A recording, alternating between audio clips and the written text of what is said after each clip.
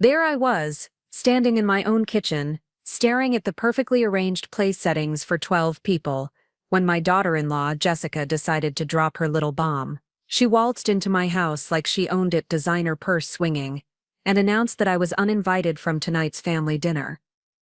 The same dinner I'd been planning for 3 weeks, the same dinner where my husband Frank was supposed to announce our divorce to the family. Except Jessica didn't know about the divorce part. Nobody did. And that's when I realized this wasn't just about control anymore. This was about to become the most satisfying evening of my entire life. Before we jump back in, tell us where you're tuning.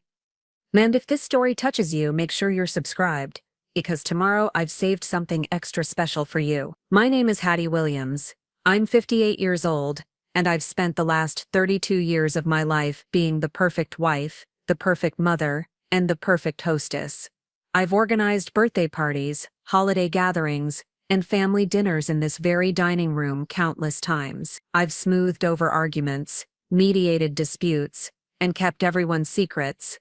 I've been the glue that held this family together, even when that family included my controlling son Marcus and his manipulative wife, Jessica. But tonight was different. Tonight, I was supposed to be free. Frank and I had been planning this divorce announcement for months. We'd grown apart years ago, but we'd stayed together for the kids, for appearances, for all the wrong reasons. We'd finally decided we deserved better, deserved happiness, even if it meant starting over in our late 50s. The plan was simple: gather the family for what they thought was just another Sunday dinner, share the news gently, and begin the process of untangling our lives with dignity and grace. We'd even prepared a speech together, something about how we'd always love each other, but had grown in different directions. Very civilized, very mature. But Jessica had other plans. She'd been gunning for me ever since she married Marcus 5 years ago.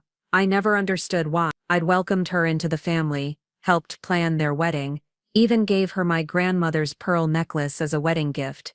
But nothing I did was ever good enough. She criticized my cooking, my decorating, my clothes, my opinion. She'd make little comments about how things were different in her family, how her mother would have done things better. And Marcus, my sweet boy who used to defend me against playground bullies, just stood there and let it happen. The worst part was how she'd twisted everything around. If I offered to help with their new house, I was being intrusive. If I didn't offer, I was being distant. If I bought gifts for their kids, I was spoiling them. If I didn't, I was being cheap. There was no winning with Jessica, and after years of trying, I'd finally stopped playing her game. But this morning, when she showed up at my door wearing that smug little smile, I knew she'd found a new way to hurt me. "Hattie," she said, not even bothering with a hello, "I've been thinking about tonight's dinner, and I really think it would be better if you didn't attend." I stared at her, my hand still on the doorknob, wondering if I'd heard her correctly. "Excuse me?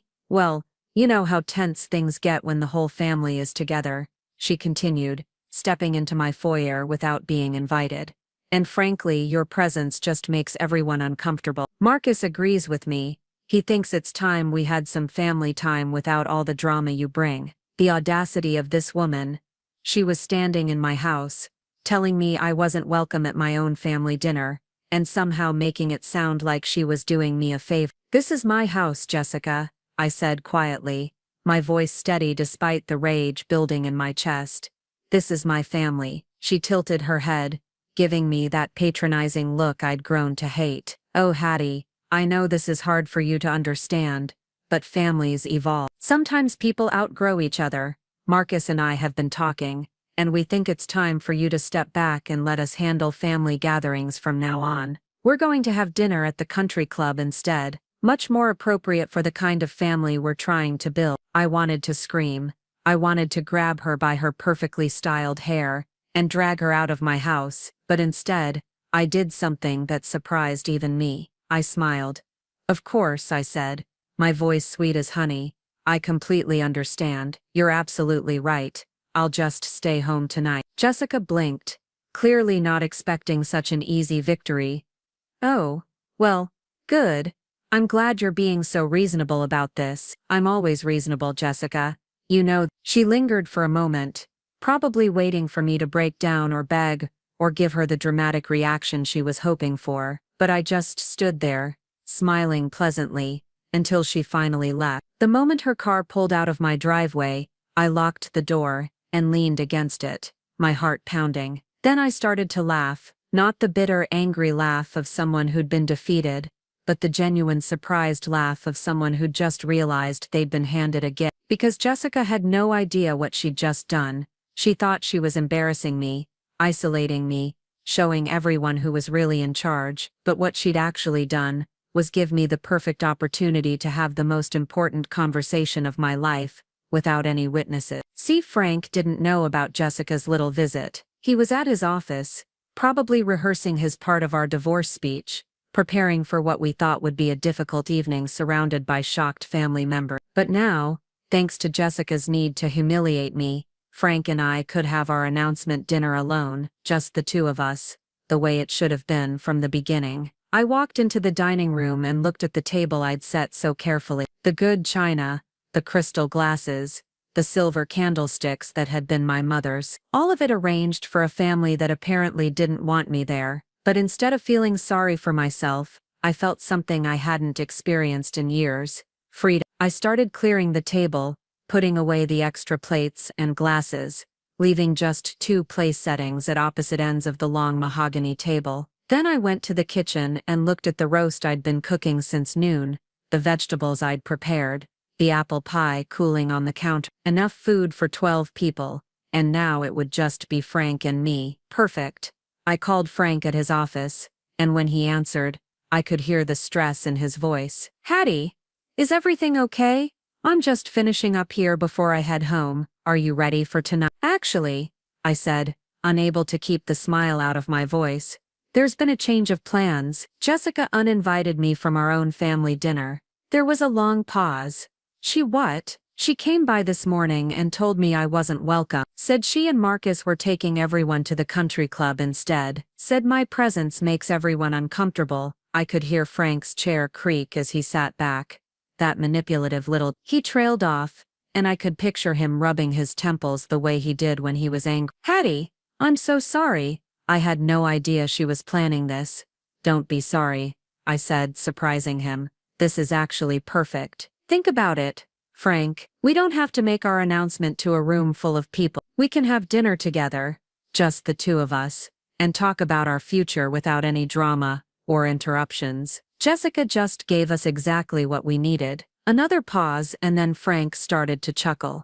"You know what? You're absolutely right. I was dreading tonight anyway." The thought of sitting through one of Jessica's performances, while trying to explain our divorce to everyone. He laughed again. "This is much better. So you'll come home for dinner. Just us." Wild horses couldn't keep me away. After I hung up, I stood in my kitchen feeling lighter than I had in months. I'd spent so many years walking on eggshells, trying to keep everyone happy, trying to be the perfect hostess and peacemaker. But tonight, I could just be myself. I could have an honest conversation with my husband about our marriage, our mistakes, and our hopes for the future, without worrying about what anyone else thought. I went upstairs to change clothes, trading my carefully chosen dinner party outfit for a simple blue dress that Frank had always said brought out my eyes. Then I fixed my hair, put on some lipstick, and looked at myself in the mirror. I looked like a woman who was about to start a new chapter of her life, and for the first time in years,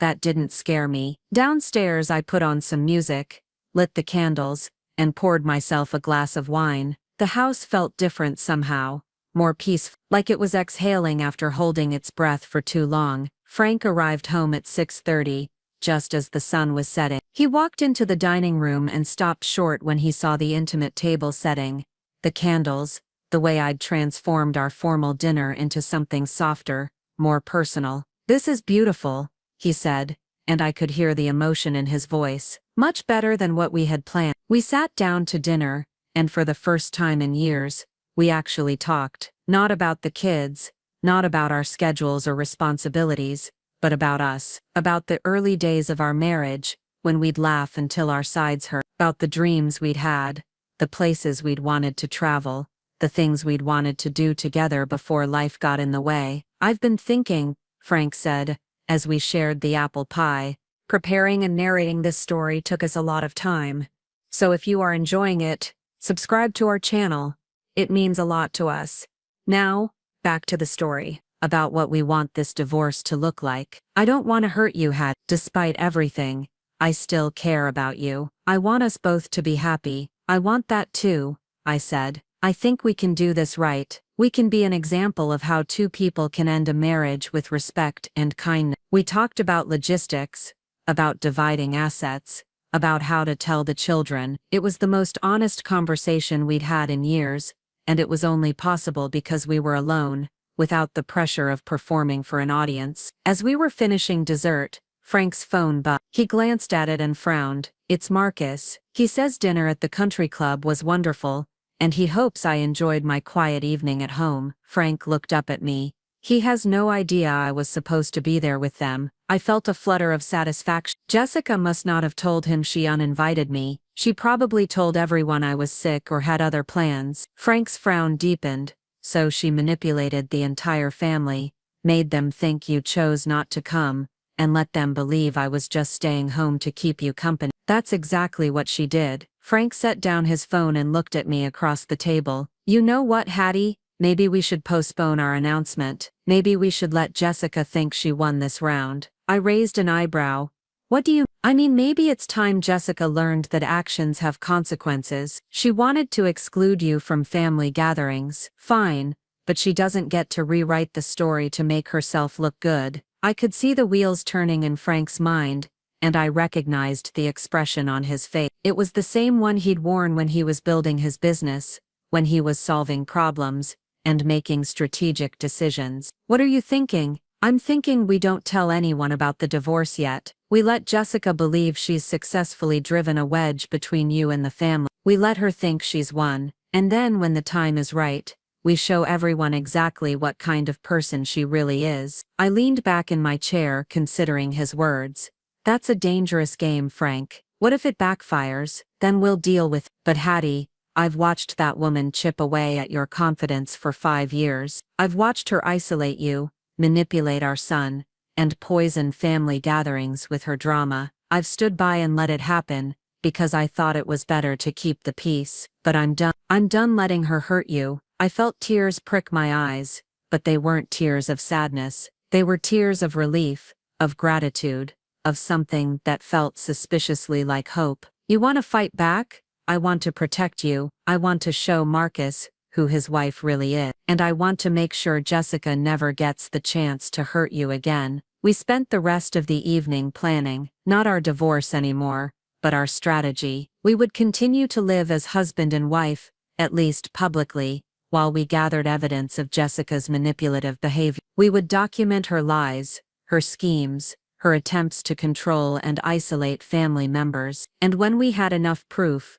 we would expose her for what she really was. It wasn't the evening I'd planned, but it was exactly the evening I needed. For the first time in years, Frank and I were truly united, working together toward a common goal. And that goal wasn't just about getting revenge on Jessica. It was about protecting our family, preserving our relationships with our children and grandchildren, and making sure that the woman who'd tried to destroy us didn't get the last word. As I cleaned up the dishes later that night, I thought about Jessica's smug face when she'd uninvited me from my own family dinner. She'd thought she was delivering a devastating blow, but instead, she'd given me exactly what I needed, the motivation to fight back. Tomorrow, I would start gathering evidence. I would document every lie, every manipulation, every cruel comment. I would reach out to other family members quietly, carefully, to see if they'd notice Jessica's behavior too, and I would wait for the perfect moment to reveal the truth. Jessica had no idea what she'd started. She thought she was dealing with a weak,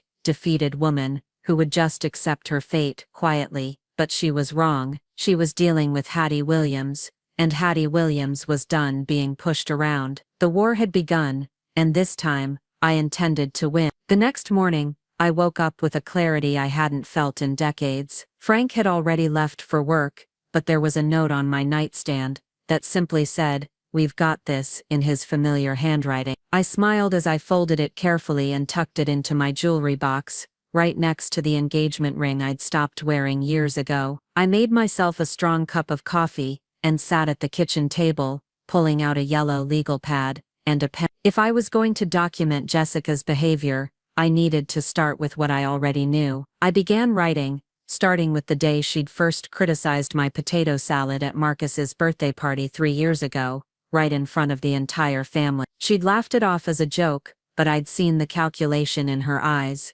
the way she'd watched to see how everyone would react. The list grew longer than I'd expected. There was the time she'd accidentally scheduled their daughter's recital on the same day as my book club's charity fundraiser, knowing I'd been planning it for months. The way she'd convinced Marcus to change their holiday traditions, slowly but surely eliminating anything that connected to our family's history. The passive-aggressive comments about my house being so traditional and stuck in the past. The way she'd started calling me Miss Williams instead of Mom or Hattie, creating distance even in casual conversation. Each memory I wrote down revealed a pattern I'd been too polite to acknowledge before. Jessica wasn't just difficult or opinionated, she was strategic. Every slight, every manipulation, every small cruelty was designed to isolate me from my own family, to make me feel unwelcome in spaces where I should have belonged. By noon I had 3 pages of incidents, complete with dates and witness. It was more extensive than I'd realized,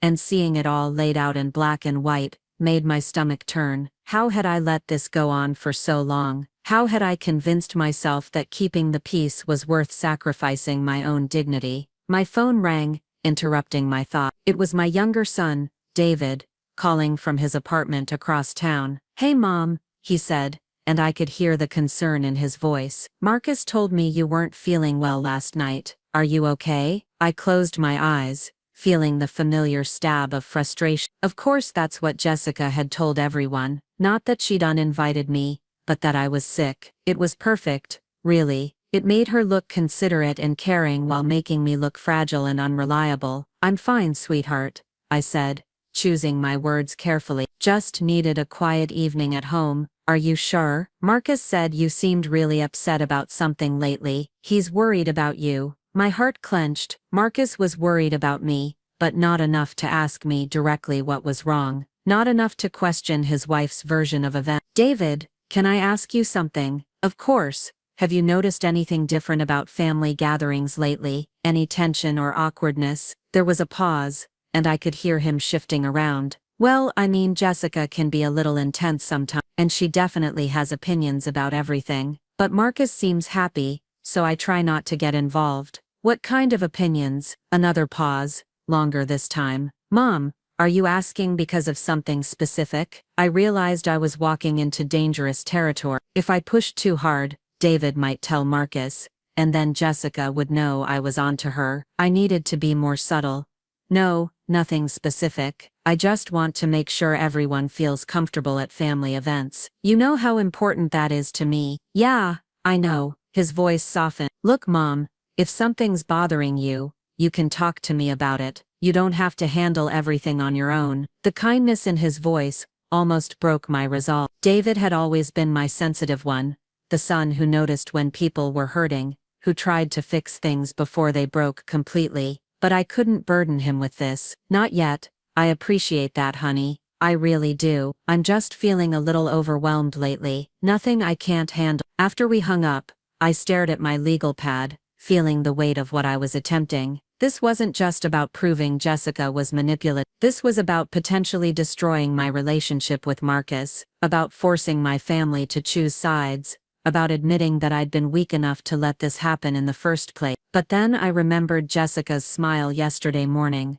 the pure satisfaction on her face when she'd told me I wasn't welcome. I remembered the way she'd stood in my foyer in my house and made me feel like an intruder in my own life, and I knew I couldn't let it continue. I decided to start with the people Jessica couldn't control, the family members who might have noticed her behavior but felt too uncomfortable to mention it. My sister Carol was the obvious choice. She'd been coming to our family gatherings for years, and she had a sharp eye for social dynamics. I called her around 2 o'clock, catching her just as she was getting home from her volunteer shift at the hospital. "Hattie," she said, sounding genuinely pleased to hear from me. "How are you, honey? I missed you at dinner last night." "You missed me?" "Well, of course I did. Marcus said you weren't feeling well, but the whole evening felt off without you there. You're usually the one who keeps everyone talking and laughing. I felt a flutter of validation. It felt off. Oh, you know how it is. Jessica was in full hostess mode, ordering everyone around, critiquing the service. She actually sent back the wine twice, because it wasn't the right temperature. The poor waiter looked like he wanted to hide under the table. This was exactly what I'd hoped to hear. That sounds stressful. It was, and Marcus just sat there, letting her run the show. I kept thinking about how different it would have been at your house, with your beautiful dining room and your cooking. Everything's always so warm and welcoming when you host. I grabbed my pen and started writing. Carol's observations were valuable because she was family, but not immediate family. She had no reason to lie or protect anyone. Carol, can I ask you something? And I need you to be completely honest with me. Of course, honey. What's wrong? Have you noticed any changes in how Jessica treats me at family events? Any patterns in her behavior? There was a long silence, and I could practically hear Carol thinking. When she finally spoke, her voice was careful but clear. Hattie, I've been wanting to talk to someone about this for months. That woman has been undermining you systematically, and it's me furious. The way she cuts you off when you're talking, the way she rearranges your seating arrangements, the way she makes little comments about your choices. It's like she's trying to erase you from your own family. My hand was shaking as I wrote down her words. You've noticed this too. Honey, everyone's noticed it. But nobody wants to say anything because Marcus seems so happy, and we don't want to cause problems. But yesterday, when she was holding court at that restaurant, acting like she'd always been the matriarch of this family, it was too much. I almost said something. What stopped you? Fear. Honestly. Fear that I'd make things worse for you. Jessica has a way of twisting things around, making herself look like the victim. I was afraid that if I confronted her, she'd find a way to turn it back on you. This was better than I'd hoped. Carol wasn't just confirming my suspicions. She was revealing that other people had been watching this happen and feeling uncomfortable about it. That meant I wasn't crazy or oversensitive. That meant there were potential allies. Carol, would you be willing to write down what you've observed? Not for anything dramatic, just so I have a record. Absolutely. Hattie, I've been keeping mental notes for months. That woman is poison, and it's time someone called her out on it. After we hung up, I felt energized in a way I hadn't experienced in years. I wasn't alone in this. Other people had seen what Jessica was doing, and they were willing to help. I spent the rest of the afternoon reaching out to other family members, always carefully, always subtly. My cousin Margaret, who'd been at Marcus's wedding, remembered how Jessica had changed the seating chart at the last minute, moving me from the family table to a table with distant relatives. At the time she'd thought it was an honest mistake, but looking back, she realized it was deliberate. Frank's brother Tom recalled a Christmas dinner where Jessica had made a point of thanking everyone except me for their contributions to the meal, even though I'd cooked the entire turkey and most of the side dishes. My daughter-in-law Sarah, David's wife, had noticed how Jessica always seemed to schedule important family events when she knew I had other commitments, then acted disappointed when I couldn't attend. Each conversation revealed another piece of the puzzle, another example of Jessica's calculated campaign to marginalize me. By evening I had a comprehensive list of incidents, spanning the entire 5 years of her marriage to Marcus, witnessed and corroborated by multiple family members. But the most valuable information came from an unexpected source. Around 7 o'clock, as I was making dinner for Frank and myself, my phone rang. The caller ID showed a number I didn't recognize, but I answered anyway. Mrs. Williams? This is Rebecca Chen. I work at the Riverside Country Club. I frowned, trying to place the name. I'm sorry, I don't think we've met. No, we haven't. But I served your family's table last night, and I was wondering if I could speak with you about something that happened. My pulse quickened. What kind of Well, I probably shouldn't be calling. But what I witnessed was so inappropriate that I felt like someone should know. Your daughter-in-law, the blonde woman who organized the dinner, she was saying some really terrible things about you to the other family members. I gripped the phone tighter. What kind of things? She told everyone that you'd been having emotional problems lately, that you'd been saying inappropriate things to her children, and that your husband was considering having you evaluated for dementia. She made it sound like you were becoming unstable, and that's why you weren't at dinner. The room seemed to tilt around me. Jessica hadn't just uninvited me and lied about it. She'd actively poisoned my family against me, planting seeds of doubt about my mental health and my relationship with my grandchildren. Are you sure about this? I asked, my voice barely above a whisper. I'm positive. I was standing right there when she said it. She was very convincing, very concerned sounding. But something about it felt wrong to me. I've worked a lot of family events, and I know what real concern looks like, versus manufactured drama. Did anyone at the table seem to believe her? Most of them looked uncomfortable, like they weren't sure what to think. But the older man, your son I think, he was nodding along. He seemed to really believe what she was saying. Marcus, my own son, was listening to his wife destroy my reputation, and apparently buying every word of it. Rebecca, why are you telling me this? Because my grandmother went through something similar with my aunt. Family members who were supposed to love her started treating her like she was broken, like she couldn't be trusted. It nearly destroyed her. When I heard that woman talking about you last night, I recognized the pattern. I couldn't just stand by and let it happen to someone else. I thanked Rebecca and hung up, my hands trembling. This was so much worse than I'd imagined. Jessica wasn't just trying to exclude me from family event.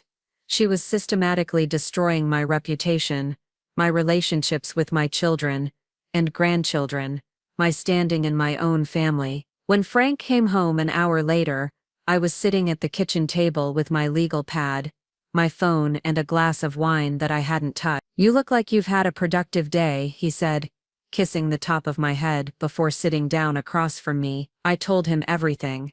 The conversations with Carol and the other family members, the patterns of behavior we'd identified, and most importantly, Rebecca's phone call. Frank's face grew darker with each revelation, his jaw tightening when I got to the part about Jessica claiming I had dementia. That manipulative, calculating.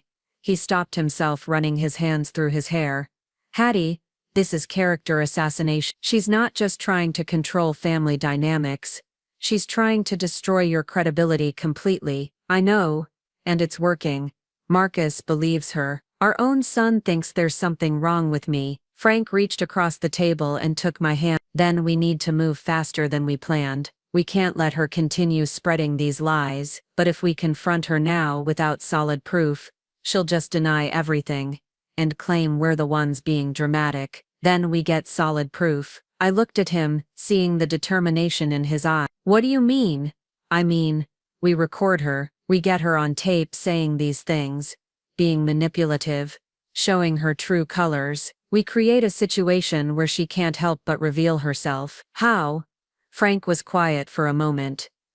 Then his face lit up with an idea that was either brilliant or completely reckless. We invite her over, tomorrow night, just the three of us. We tell her we want to discuss the family situation, that we're concerned about the tension and want to work things out. We make her think she's winning, that she's finally broken us down. And then, we let her talk, we ask the right questions, we give her enough rope to hang herself with, and we record every word. Once we have proof of what she's really like, we can share it with the family. I stared at him, my heart pounding. It was risky, dangerous even. If Jessica suspected we were recording her, she could turn it around on us, claim we were the ones being manipulative. But if it worked, if we could get her to reveal her true nature on tape, it would be the evidence we needed to expose her once and for all. What if she doesn't take the bait? She will. Her ego won't let her resist the opportunity to gloat, to finally tell us exactly what she thinks of us. And once she starts talking, really talking, she won't be able to stop herself from revealing who she really is. I looked down at my legal pad, at all the evidence I'd gathered, at the careful documentation of years of psychological warfare. Then I looked back at Frank, my partner in this strange new chapter of our marriage. Okay, I said, let's do it. Frank smiled. The same smile he'd worn when he'd proposed to me, 32 years ago, full of confidence and mischief, and the absolute certainty that together, we could handle anything. Jessica has no idea what she's started, he said, but she's about to find out. The next morning, I called Jessica early, before she had time to fully wake up and put on her usual armor of fake sweetness. Jessica, it's Hattie, I hope I'm not calling too early. Oh, she sounded surprised, and I could hear rustling in the background, like she was sitting up in bed. No, it's fine. What's up? Well, I've been thinking about our conversation yesterday, and you're absolutely right. I have been struggling lately, and I think it's affecting the family. Frank and I were wondering if you might come over tonight, so we can talk about it properly. There was a pause, and I could practically hear the wheels turning in her head. Talk about what exactly? About how to move forward, about what's best for everyone. You clearly have insights into the family dynamics that I've been missing, and I think it's time I listen to what you have to say. Another pause, longer this time. You want me to come over to discuss family dynamics. I want you to help me understand how to be a better mother-in-law and grandmother, how to step back when I need to, how to support Marcus and the children without overstepping. You've been trying to tell me these things for years, and I haven't been listening. I'm ready to listen now. I could hear the shift in her voice, the way it softened and became almost gentle. She was buying it completely. Oh Hattie, I'm so glad you called. I've been worried about you. We all have, and I think it's wonderful that you're ready to have this conversation. Maybe around 7, I'll cook something simple, nothing fancy. Of course I'll come. And Hattie, I really think this is going to help everyone. It takes courage to admit when we need to make changes. After I hung up, I felt a mixture of anticipation and nausea. I just convinced my daughter-in-law to come to my house, so I could secretly record her revealing her true nature. It felt sneaky and underhanded, completely contrary to everything I'd been raised to believe about honest communication and treating people with respect. But then I remembered Rebecca's phone call, the lies Jessica had told about my mental health, the way she'd tried to poison my own family against me. Sometimes when you're dealing with someone who fights dirty, you have to be willing to get your hands dirty too. Frank and I spent the day preparing. We tested the recording app on his phone, making sure it would pick up conversation clearly from different parts of the living room. We planned our approach, the questions we would ask, the ways we could encourage Jessica to reveal her manipulative tactics without being obvious about it. Remember, Frank said as we practiced, she's arrogant. She thinks she's smarter than us, that she's been playing us this whole time. If we can make her feel like she's finally won, like she's finally in complete control, she'll let her guard down, and if she doesn't, then we'll know we tried. But Hattie, I've been watching this woman for 5 years. I've seen how she operates. She won't be able to resist the opportunity to tell us exactly what she thinks of us, especially if she believes there are no consequences. At 6:30, I put a casserole in the oven and set the table for 3. Frank positioned himself in the living room with his phone ready, disguised under a magazine on the coffee table. I checked my appearance in the hall mirror, making sure I looked appropriately humble and defeated. Jessica arrived at exactly 7 o'clock, carrying a small bouquet of flowers, and wearing an expression of sympathetic concern that was so perfectly crafted it was almost impressive. Hattie, she said, handing me the flowers with a soft smile. Thank you for calling. I know this must be difficult for you. Thank you for coming,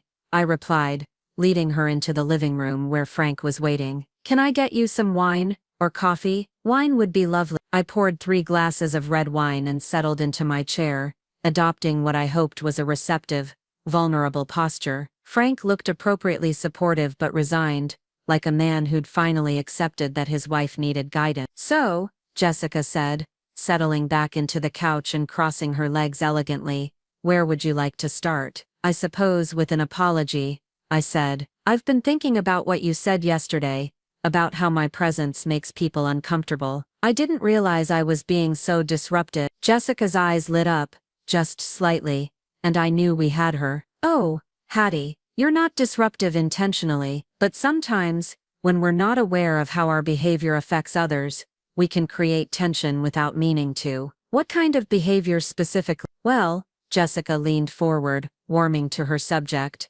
There's the way you tend to dominate conversations at family gatherings. People want to share their news, their accomplishments, but you always seem to redirect the attention back to yourself or your own experiences. I blinked, genuinely surprised. I do that? All the time. And then there's the way you undermine my parenting decisions with the children. When I set boundaries or rules, you find ways to circumvent them. It sends mixed messages and confuses them. Frank shifted in his chair. Can you give us some examples? Of course. Jessica took a sip of wine, clearly enjoying herself now. Like last month when I told Emma she couldn't have dessert before dinner, and Hattie immediately offered to make her a milkshake. Or the time I said the children needed to limit their screen time, and Hattie set up a movie marathon in the basement. I felt my temper flare, but I forced myself to stay calm. I was just trying to be a fun grandmother. I understand that, but you have to realize that when you contradict my parenting in front of the children, you're teaching them that my authority doesn't matter. It's confusing for them, and disrespectful to me. I never meant to be disrespectful. I know you didn't, but that's part of the problem, Hattie. You don't seem to be aware of how your actions affect other people, like the way you always insist on hosting major holidays, even when other people offer to help or take over. I enjoy hosting, I said weakly, but do you ever consider that other people might enjoy hosting too? That maybe Marcus and I would like to create our own traditions, have our own family gatherings. You've been controlling the family narrative for so long that you can't imagine stepping back and letting other people take the lead. I glanced at Frank, who was looking appropriately chaste. Inside I was seething. Jessica was rewriting history, painting my love for my family, and my desire to bring people together as some kind of controlling behavior. You're right, I said, forcing the words out. I never thought of it that way. Jessica's smile became warmer, more genuine. She was clearly feeling confident now, convinced that she was finally breaking through to me. And then there's the way you guilt-trip people when they don't meet your expectations. Like when David missed your birthday dinner last year because of work, and you made that comment about how family should come first. It made him feel terrible. I just wanted him to know he was missed, but you have to understand the position that puts him in. He's trying to build his career, provide for his family, and you're making him feel guilty for working. It's not fair. Frank leaned forward. Jessica, it sounds like you've been thinking about this for a while. I have been. We all have. Marcus and I talk about it regularly, trying to figure out how to handle the situation without hurting Hattie's feelings, but it's gotten to the point where family gatherings are stressful for everyone, because we're all walking on eggshells, trying to manage her reactions. Frank's voice was carefully neutral. The way she gets emotional when people don't do things her way, the way she makes everything about her feelings, instead of what's actually best for the family. Like yesterday when I suggested we have dinner at the country club instead of here. A normal person would have said that sounds nice, or let me know how I can help, but Hattie immediately took it personally, like I was attacking her somehow. I bit my tongue so hard I tasted blood. This was exactly what we'd hoped for, but hearing it was more painful than I'd expect. Maybe I am too sensitive, I said. You are, and I think part of the problem is that you've never had to share this family before. When the children were young, you were the only maternal figure in their lives. But now Marcus has a wife, David has a wife, and the grandchildren have mothers who want to be involved in their lives. You're not the only woman in the family anymore, and I don't think you've adjusted to that reality. The condescension in her voice was breathtaking. She was sitting in my living room, drinking my wine, and explaining to me how I was failing as a mother and grandmother, while positioning herself as the voice of reason. That makes sense, I said, though every word felt like swallowing glass. What do you think I should do differently? Jessica set down her wine glass and leaned forward, her eyes bright with enthusiasm. I think you need to step back significantly. Let Marcus and me handle our family's social calendar without your input. Stop offering unsolicited advice about the children. Don't insert yourself into conversations about our decisions or plans. Basically, learn to be a supporting character instead of always trying to be the star. A supporting character, I repeated.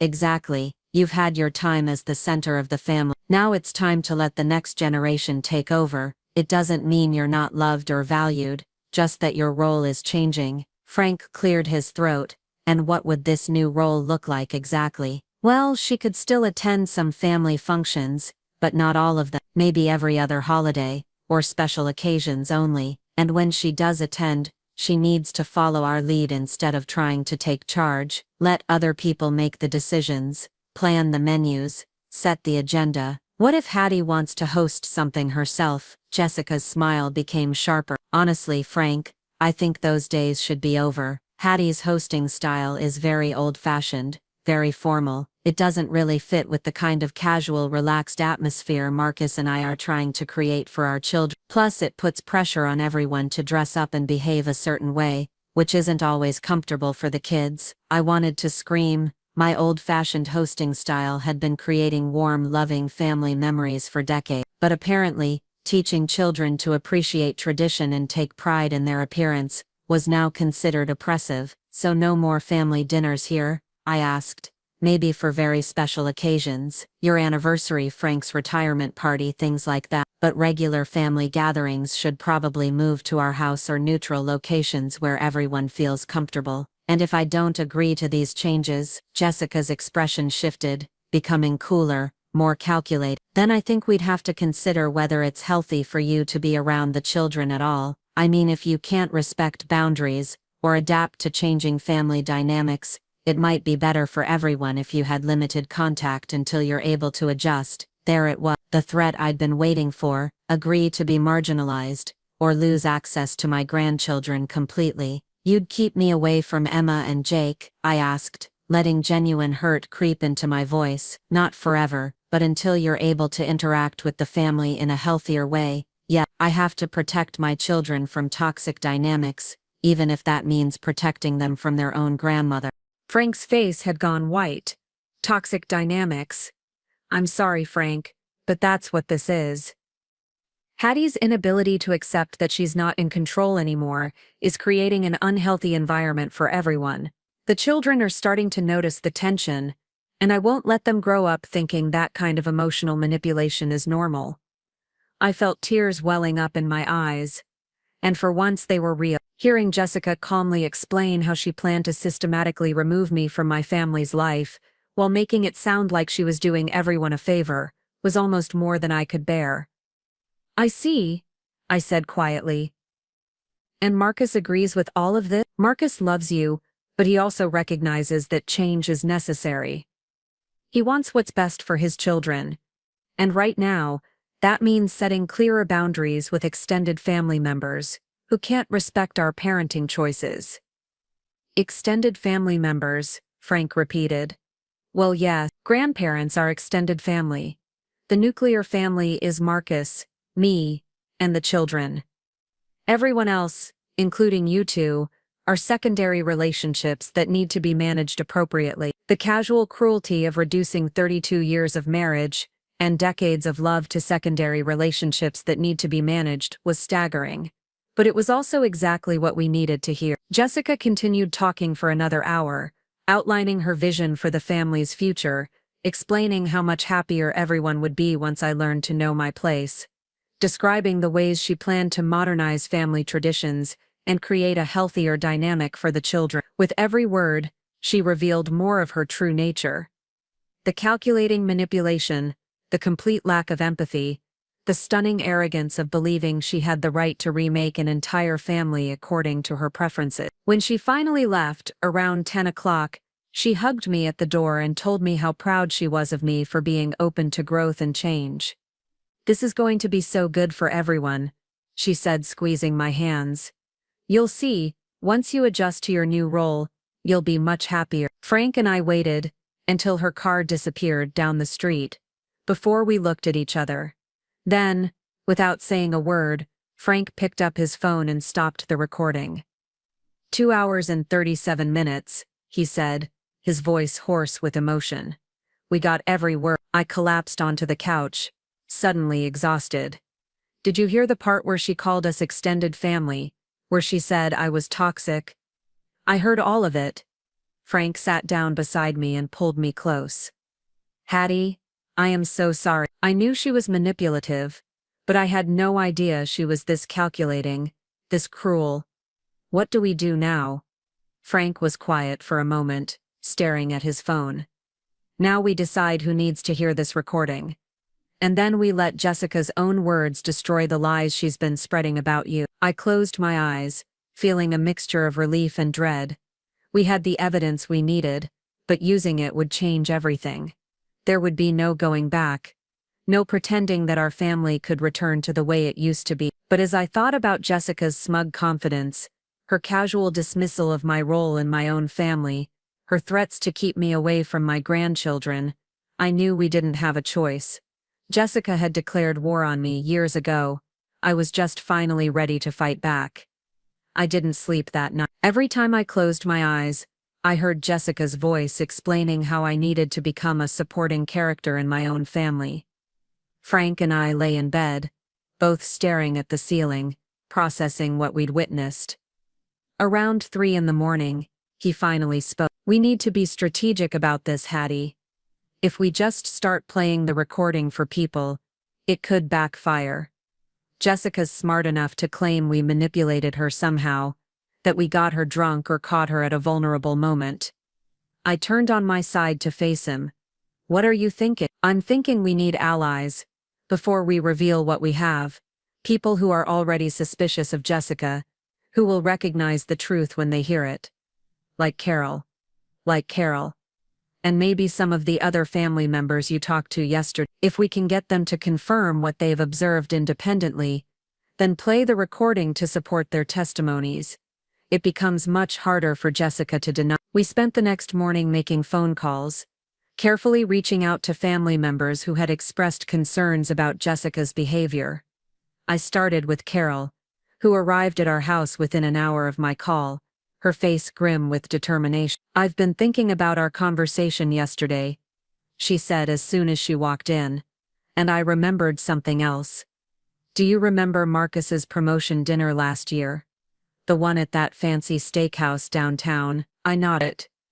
It had been a celebration of Marcus making partner at his law firm, a milestone Frank and I had been incredibly proud of. Jessica made a toast that night. Carol continued. "She thanked everyone for coming to celebrate her husband's achievement, and talked about how proud she was of their family. But she never once mentioned you or Frank, even though you're the ones who put Marcus through law school, who supported him through the bar exam, who helped him get his foot in the door at that firm." I remember feeling invisible that night. I admitted.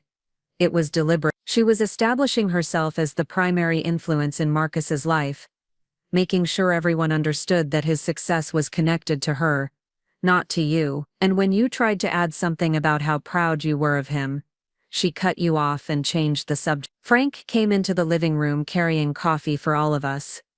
"Carol, would you be willing to listen to something? We recorded a conversation with Jessica last night, and we think you should hear what she really thinks about our family." Carol's eyes widened. "You recorded her?" "She came here voluntarily," I explained. "We told her we wanted to discuss family dynamics, and she spent over 2 hours explaining exactly how she sees things. It's illuminating." Frank set up his phone and started the record. We watched Carol's face change as she listened to Jessica's voice outlining her plans for my marginalization. When Jessica started talking about toxic dynamics and threatening to limit my access to the grandchildren, Carol's hands clenched into fists. "That manipulative witch," Carol whispered when the recording ended. "She's been planning this for years, hasn't she? Systematically isolating you, turning Marcus against you, setting herself up as the new matriarch. That's exactly what she's been doing," Frank said. "And she's been so subtle about it that even we didn't see the full picture until recently." Carol stood up and started pacing. "We have to stop her. We have to show Marcus what his wife really is." "That's the problem," I said. "Marcus won't want to believe. She's been poisoning him against me for years, convincing him that I'm the problem. If we go to him with this recording, he might just think we're trying to sabotage his marriage." "Then we don't go to Marcus first," Carol said. "We go to Dave. He's not under Jessica's influence the same way Marcus is. If we can get David to understand what's happening, he can help us approach Marcus." It was a good plan, but I was terrified of involving Dave. He'd always been the peacekeeper in our family, the one who tried to smooth over conflicts rather than confront them. What if he decided that playing the recording was too cruel, too invasive?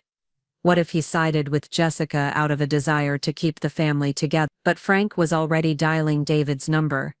David? It's Dad. Can you come over today? Your mother and I need to talk to you about something important.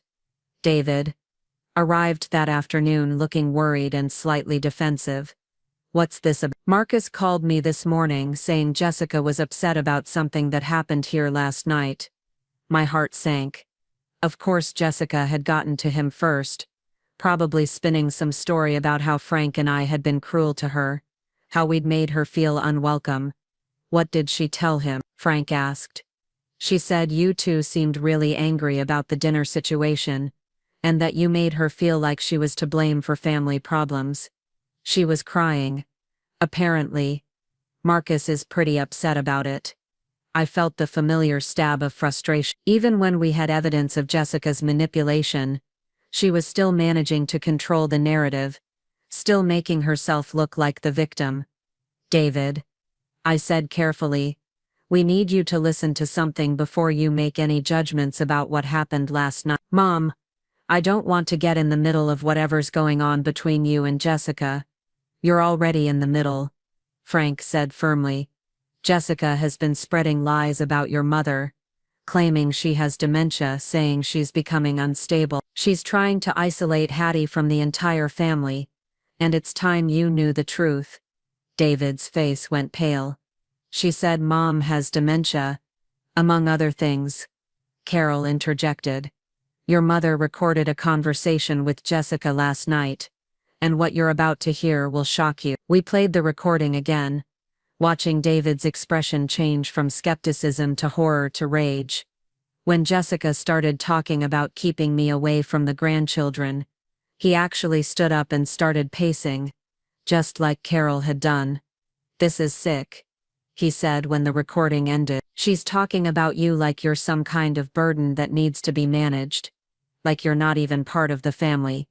That's exactly how she sees me, I said. And she's been working on Marcus for years, convincing him to see me the same way. David sat back down, running his hands through his hair. I knew she was controlling, but I had no idea it was this calculated. The way she talks about managing relationships, about you being a supporting character.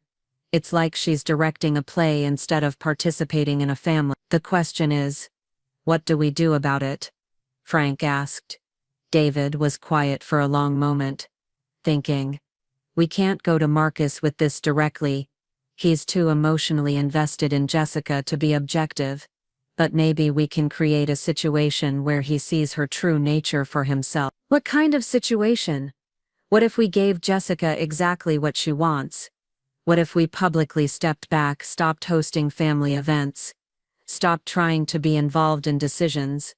But we do it in a way that makes it obvious to everyone else what's really happening. I frowned, not understanding where he was going with this. Think about it. David continued. Right now, Jessica can play the victim, claim that you're being controlling or difficult, but if you suddenly become completely passive, completely uninvolved, it will highlight how much she was actually the one driving all the conflict. Carol leaned forward. Interested. You mean call her bluff? Exactly. She says she wants you to be a supporting character. Fine. Become so passive that everyone else starts to notice how weird the family dynamic becomes.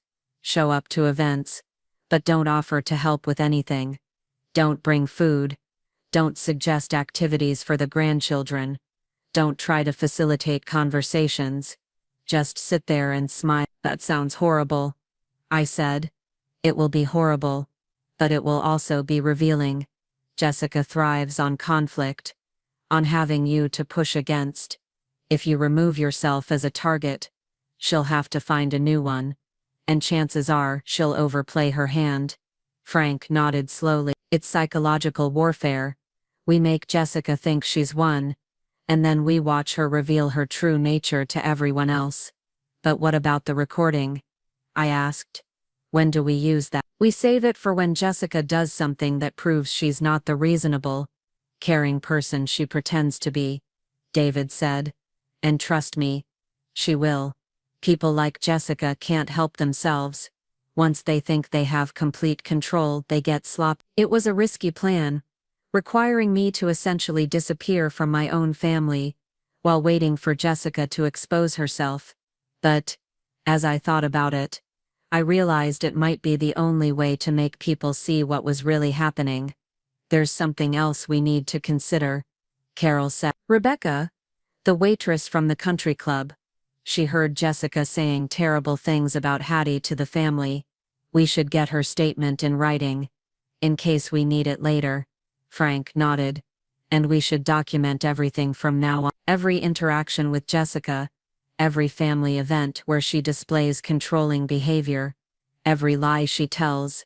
We build a comprehensive case. Over the next week, we put the plan into action. When Marcus called to invite us to Emma's soccer game, I said we'd love to come but wouldn't be able to stay afterward for the usual post-game ice cream. When Jessica texted about planning Emma's birthday party, I simply replied that whatever she decided would be fine. When David asked if I wanted to host Sunday brunch like I usually did, I told him I thought it was time for someone else to take over hosting duties. The change in family dynamics was immediate and uncomfortable. At Emma's soccer game, I sat quietly in the bleachers while Jessica organized the other parents, distributed snacks, and took charge of the post-game celebration plan. When Emma scored a goal and looked over at the stands, I waved and smiled, but I didn't jump up and cheer like I normally would have. After the game, Emma ran over to me looking confused. "Grandma Hattie, aren't you coming for ice cream?" "Not today, sweetheart, but I'm so proud of how well you played. But you always come for ice cream after my games." Jessica appeared beside us, her arms sliding around Emma's shoulders in a possessive gesture. "Grandma Hattie is tired today, honey, but we'll have a wonderful time without her." The casual cruelty of that statement, delivered in front of my granddaughter, made my stomach clench, but I just smiled and hugged Emma goodbye, ignoring the hurt confusion in her eyes. Marcus approached as I was gathering my things. "Mom, are you okay? You seem different lately." "I'm fine, sweetheart. Just trying to give you and Jessica more space to create your own family traditions."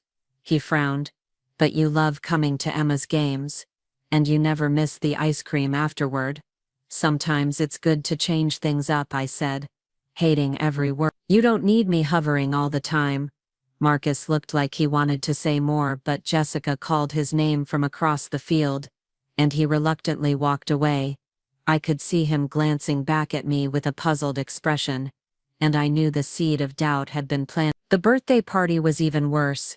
Jessica had decided to have it at a children's entertainment center, one of those loud, chaotic places with arcade games and ball pits. It was the complete opposite of the quiet, intimate celebrations I'd always hosted for the grandchildren, with homemade cakes and thoughtful activities. I arrived on time, brought a gift Emma had specifically requested, and found a corner table where I could watch the festivities without getting in Jessica's way. For 2 hours I watched my daughter-in-law run around like a movie director, orchestrating every moment of the party while the children seemed overwhelmed by the noise and stimulation.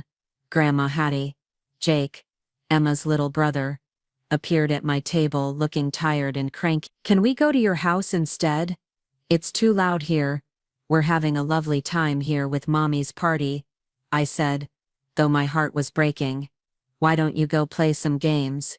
But I want to make cookies like we do at your house. And I want to sit in the quiet room and read stories." Before I could respond, Jessica swooped down and scooped Jake up. "What are you doing? Bothering Grandma Hattie? She's trying to rest. Come on. Let's go play skee-ball." "I don't want to play skee-ball," Jake protested. "I want to go to Grandma's house." "Well, we're not going to Grandma's house today.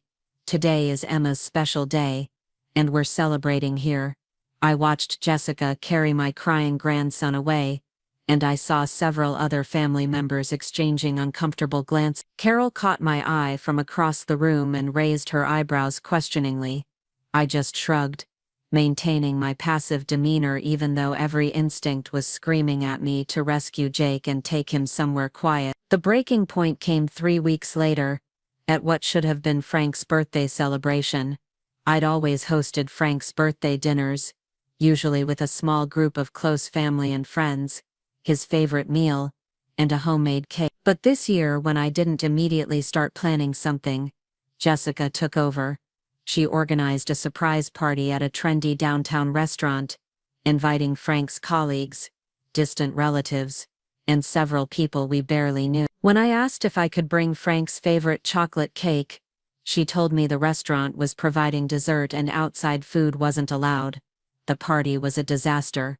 Frank hated being the center of attention in public, and he was clearly uncomfortable with the loud music and unfamiliar faces. He kept looking around the room with a bewildered expression, probably wondering how his intimate birthday dinner had turned into a networking event. But the worst moment came when Jessica stood up to make a toast. She thanked everyone for coming to celebrate this milestone birthday, and talked about how important it was to honor our elder. She spoke about Frank like he was a beloved but distant relative rather than the patriarch of the family, and she never once mentioned our marriage or my role in his life. When she finished, there was polite applause, and then someone else stood up to speak, and another person, For 20 minutes, people shared stories about Frank's professional accomplishments, his community involvement, his friendships, but no one mentioned his family, his role as a husband and father, the personal relationships that had shaped his life. Finally,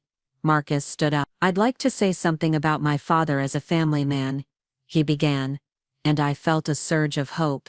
But then he continued, "Dad has always been supportive of me and Jessica, and he's been wonderful about adapting to changes in our family structure. He's shown real wisdom in stepping back and letting the younger generation take the lead." I felt like I'd been slapped.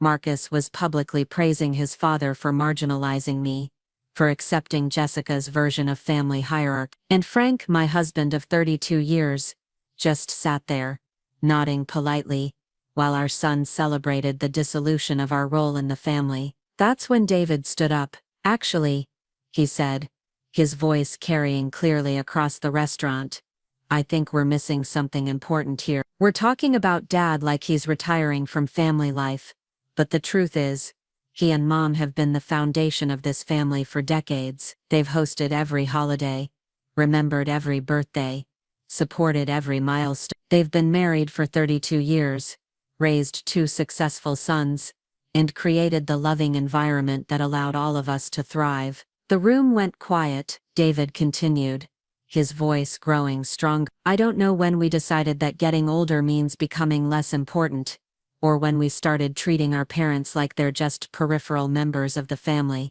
but I think it's wrong. And I think Dad deserves a toast that acknowledges everything he's built, not just what he's supposedly given up." David raised his glass.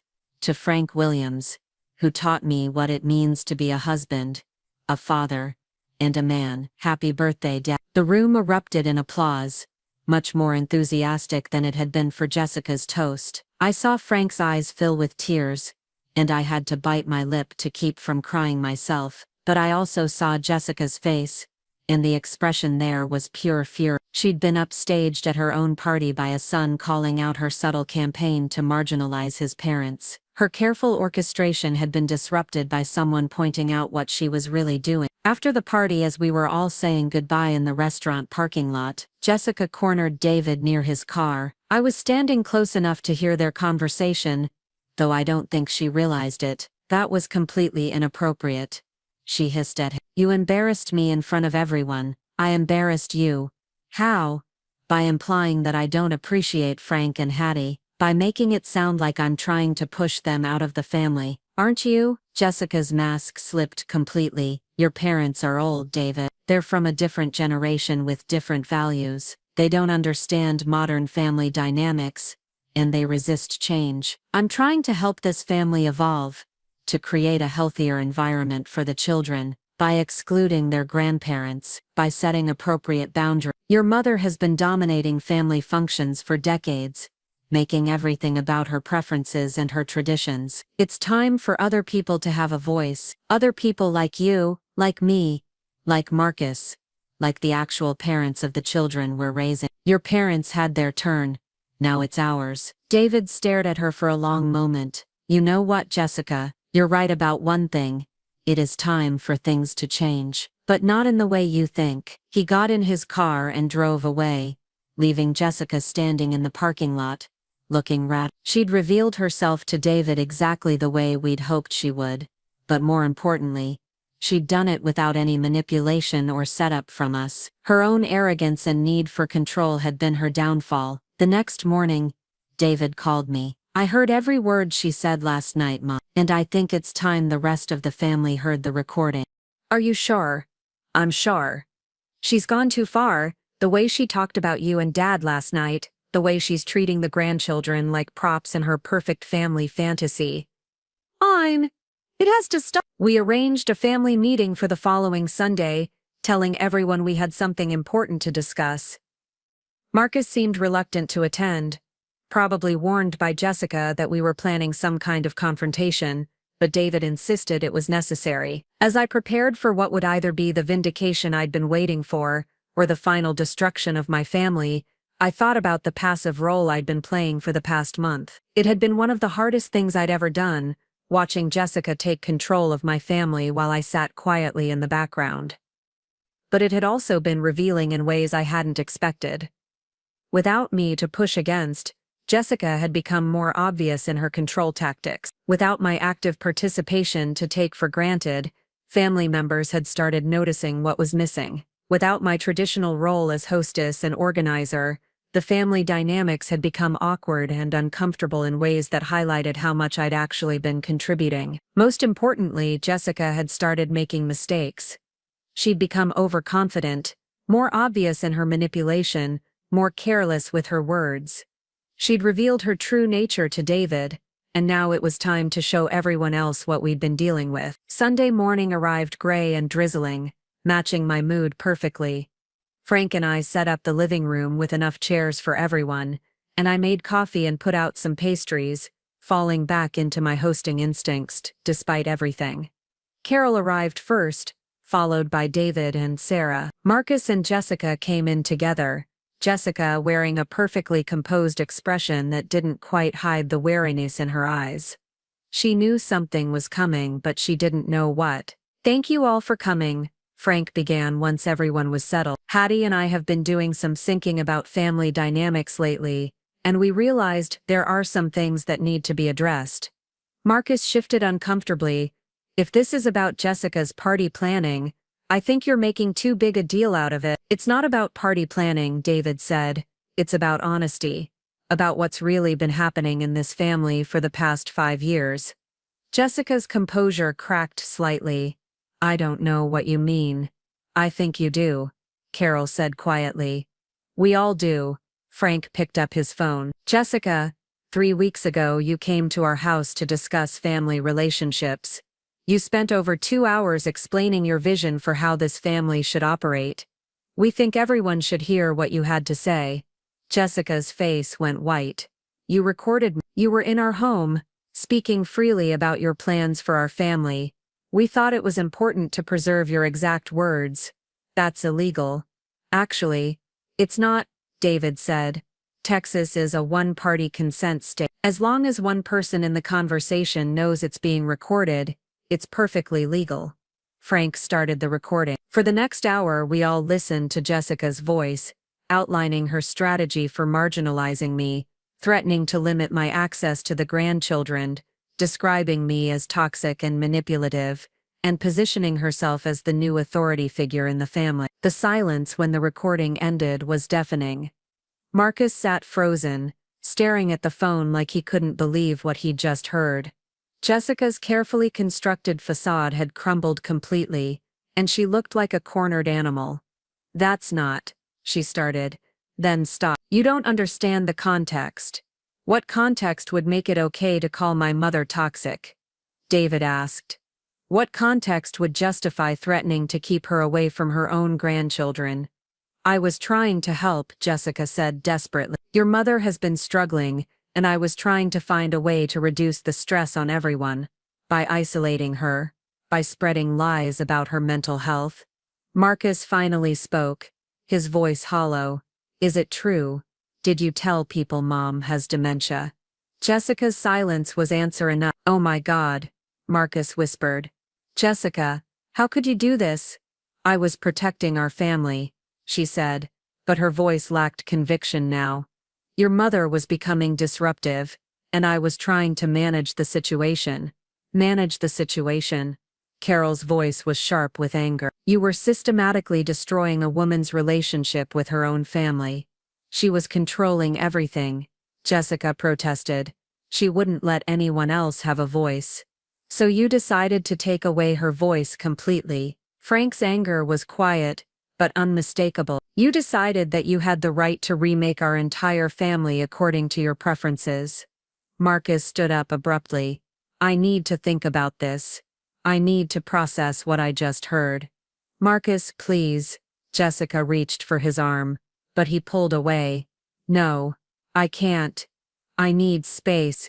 I need to figure out how I didn't see this happening. He walked out of the house without another word, leaving Jessica sitting alone in a room full of people who now knew exactly what she was. Well, David said into the silence. I think that went about as well as we could have hoped. Jessica stood up slowly, her composure completely shattered. This isn't over, she said, looking directly at me. You think you've won something, but you haven't. Marcus will come back to me. He always does. Maybe, I said quietly. But it won't be the same, will it? He'll always know what you're really capable of. Jessica left without another word, and I sank back into my chair, emotionally exhausted. We'd exposed the truth, but I wasn't sure what came next. Marcus was devastated. My grandchildren were caught in the middle, and our family was more fractured than ever. But for the first time in years, people knew who Jessica really was, and that felt like the beginning of something, even if I wasn't sure what that something would be. The silence that followed Jessica's departure stretched for what felt like hours, but was probably only minutes. Carol was the first to speak, her voice trembling with emotion. Hattie, I am so sorry. I knew something was wrong, but I had no idea it was this systematic, this cruel. David moved to sit closer to me, reaching for my hand. Mom, how did you stay so calm through all of this? If someone had been doing that to Sarah, I would have lost my mind. I looked around the room at these people who loved me, who had finally seen the truth I'd been living with for years, because losing my mind wouldn't have helped anything. Jessica thrives on drama, on emotional reactions she can use against you. The only way to beat someone like that is to stay rational, stay strategic. Frank was staring out the window, watching the rain that had started falling heavier. I keep thinking about all the times I told you to just ignore her, to rise above it. I thought I was being supportive, but I was actually enabling her to continue hurting you. You couldn't have known, I said, though part of me had resented his passive approach for years. She was very good at making her attacks look like misunderstandings or personality conflicts. Sarah, who had been quiet throughout the entire revelation, finally spoke up. What happens now? I mean, Marcus heard everything, but what if he goes back to her? What if he decides to forgive her, and expects everyone else to just move on? It was the question we were all thinking, but nobody wanted to voice. Marcus had looked devastated when he left, but Jessica was his wife, the mother of his children. People had forgiven worse things to keep their families together. Then we'll deal with that when it happens, David said firmly, but at least now everyone knows the truth. She can't continue manipulating people if they're aware of what she's doing. Over the next few days, I waited for some kind of contact from Marcus, a phone call, a text, anything that would give me insight into what he was thinking, but my phone remained silent. Frank tried calling him twice, but both calls went to voicemail. It was Emma who finally broke the silence, showing up at my door on Wednesday afternoon, with her backpack and her favorite stuffed animal. Grandma Hattie, she said when I opened the door, Daddy said I could come visit you. He's at Uncle David's house talking about grown-up things. My heart leaped. If Marcus had brought Emma here, it meant he was at least considering reconciliation, but I tried to keep my expression neutral. Of course, sweetheart. Come in. Are you hungry? As Emma settled at the kitchen table with a glass of milk and some cookies I'd made that morning, she looked around with obvious relief. I missed your house, Grandma. Mommy's been really upset lately, and she keeps crying and making phone calls. I felt a pang of sympathy for Jessica.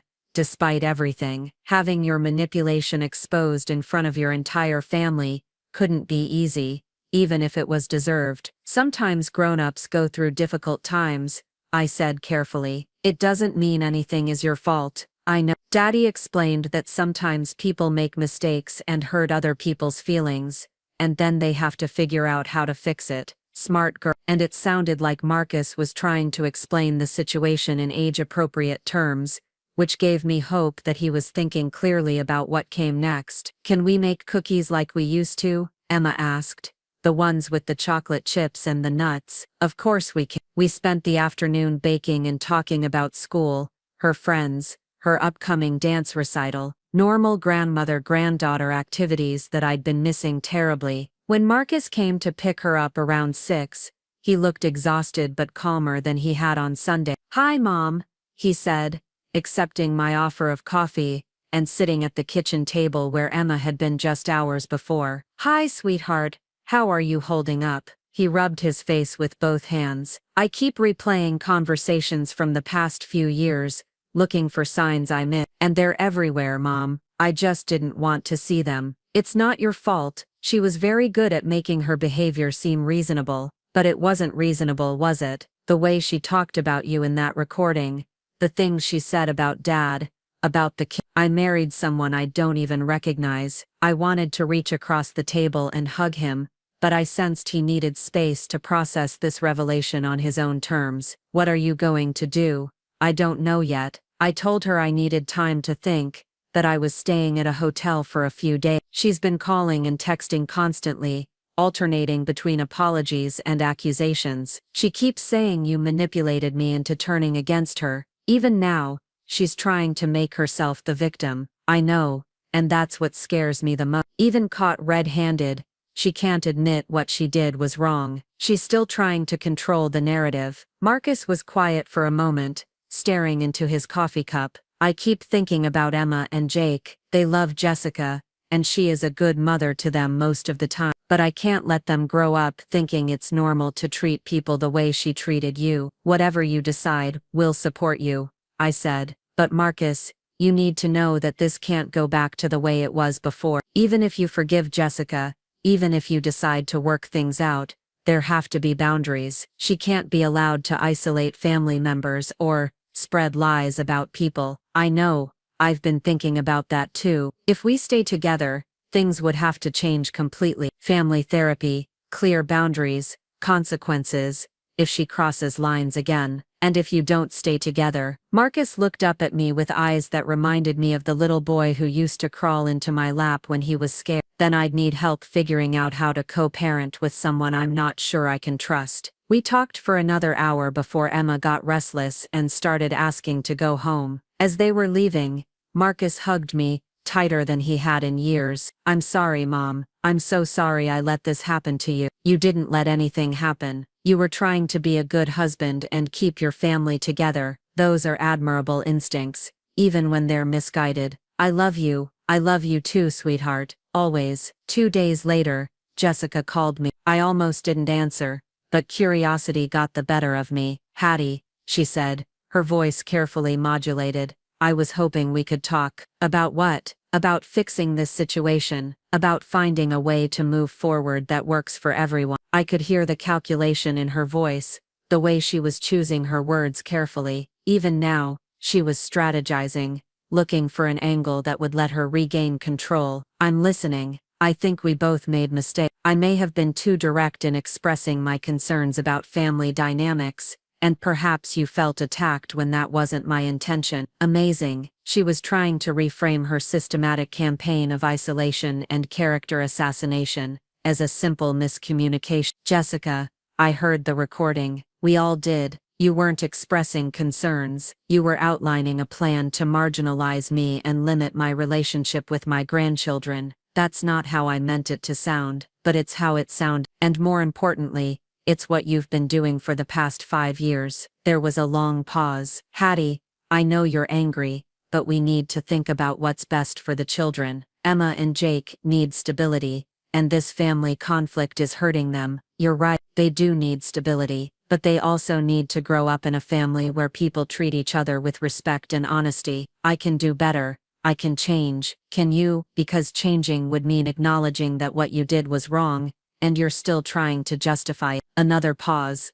Longer this time. What do you want from me? I want you to admit what you did. I want you to apologize to the people you hurt, and I want you to commit to never using the children as weapons in adult conflicts. And if I do those things, then maybe we can find a way to coexist peacefully. But Jessica, trust is something that's earned back slowly. It can't be fixed with one conversation. She hung up without saying goodbye, and I knew she'd called hoping for an easy solution, a way to smooth things over without having to genuinely confront her behavior. When I didn't give her that, she'd given up. The following week brought more development. Marcus called to tell me he'd filed for separation and was looking for his own apartment. He'd also started individual therapy to help him process what had happened and figure out what he wanted for his future. I'm not ready to make permanent decisions yet, he explained, but I need space to think clearly, and I can't do that while Jessica is constantly trying to influence my perspective. David and Sarah offered to help him find a place,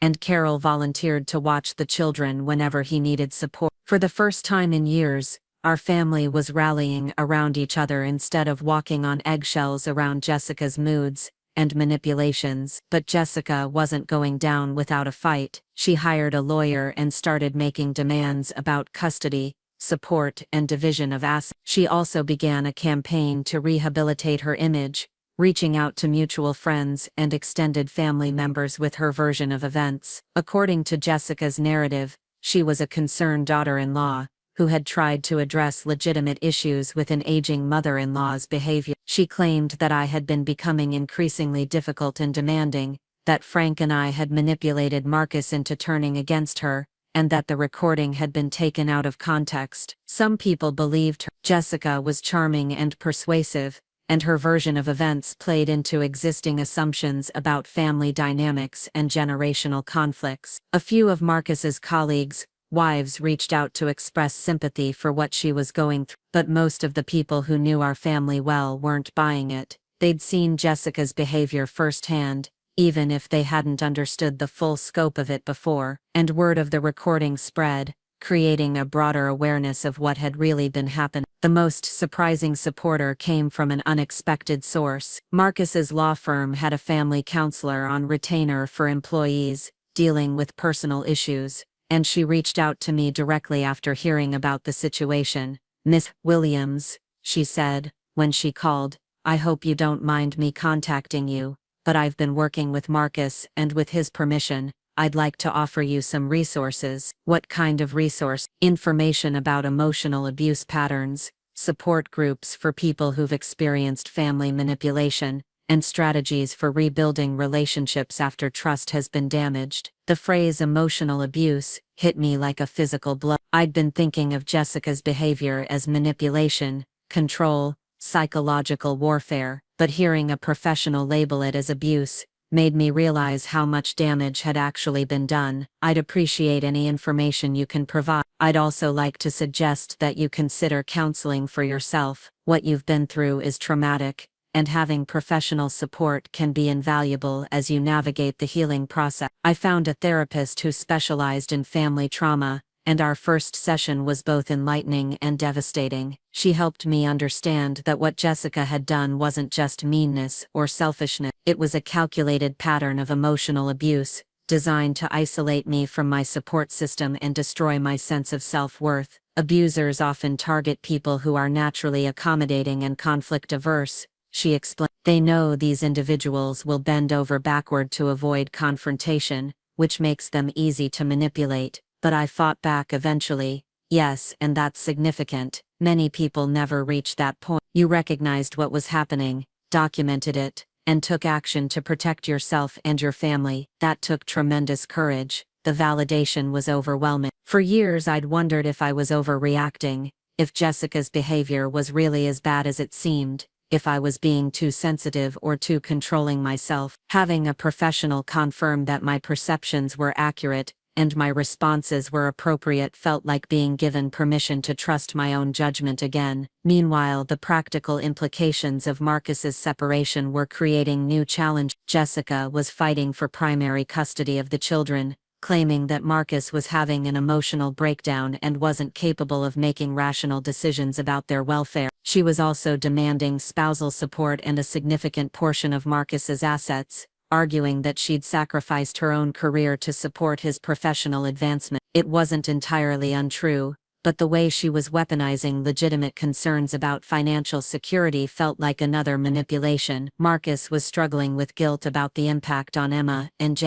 They were confused about why Daddy wasn't living at home anymore, why Mommy was crying all the time, and why family gatherings felt so tense and awkward. "I don't want to turn them against their mother," Marcus told me during one of our weekly coffee meetings. "But I also don't want them to think that the way she treated you was acceptable." "You don't have to turn them against her, just teach them to recognize healthy versus unhealthy behavior. Help them understand that love doesn't mean accepting mistreatment. It's so complicated." Jessica is a good mother in many ways. She's attentive, involved in their activities, protective of them. It's only when she feels threatened or challenged that she becomes manipulative. That's actually more dangerous than someone who's consistently abusive, my therapist had told me. Intermittent reinforcement creates stronger psychological bonds and makes the abuse harder to recognize and leave. I shared this insight with Marcus, and I could see him processing the implication. He was starting to understand that Jessica's good moments didn't cancel out her bad ones, and that protecting the children might require some difficult decisions about their living situation. The custody evaluation process was particularly challenging. Jessica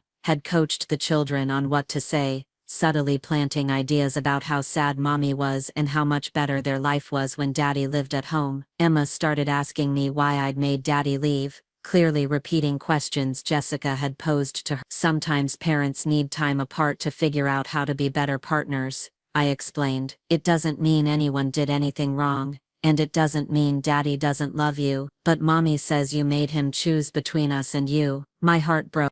Jessica was already using the children as weapons, trying to force Marcus back by making him feel guilty about the impact on Emma and Jake.